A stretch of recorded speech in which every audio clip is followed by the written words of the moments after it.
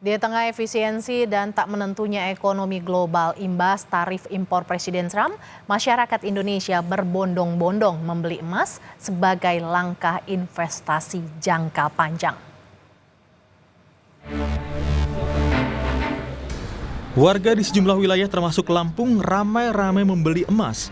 Mereka mendatangi outlet Pegadaian Galeri 24 untuk membeli emas logam mulia, baik itu jenis Antam, UBS, ataupun produk dari Galeri 24. Langkah ini diambil warga untuk investasi jangka panjang karena melihat kondisi ekonomi dunia yang tidak menentu.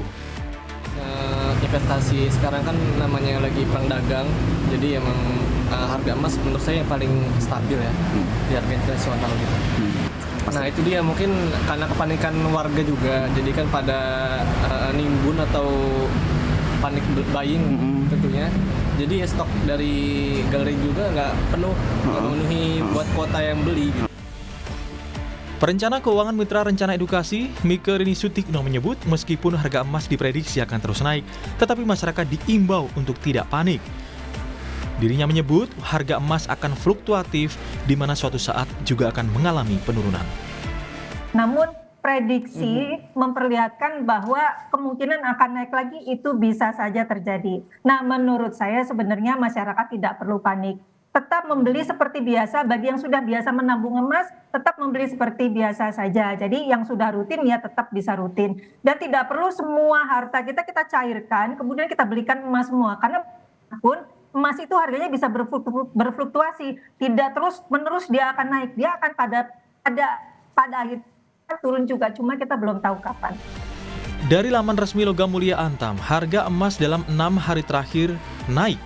Harga emas 1 gram pada hari Senin 7 April 2025 senilai Rp1.258.000 dan sempat menurun di tanggal 8, yakni menjadi Rp1.754.000.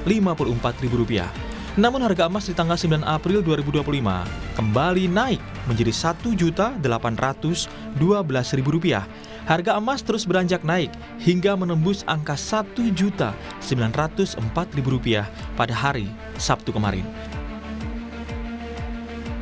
Sementara itu sejumlah langkah telah dilakukan pemerintah Indonesia dalam menghadapi perang dagang Amerika dan Tiongkok yang berimbas pada perekonomian global.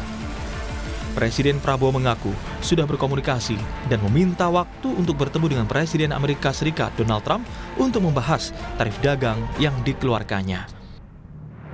And we like to be friends of both sides. No, we respect all countries. We consider China a good friend of us. We consider the United States also a good friend. So we want to be the bridge.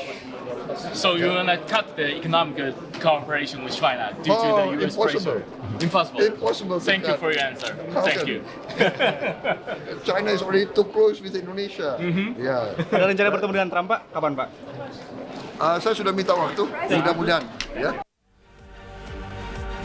Pasang surut harga emas di tengah gejolak ekonomi dipicu oleh perang dagang Presiden Amerika Serikat Donald Trump yang masih terus berlangsung. Lantas, apakah membeli emas di momen ini adalah saat yang tepat? Tim Liputan Kompas TV.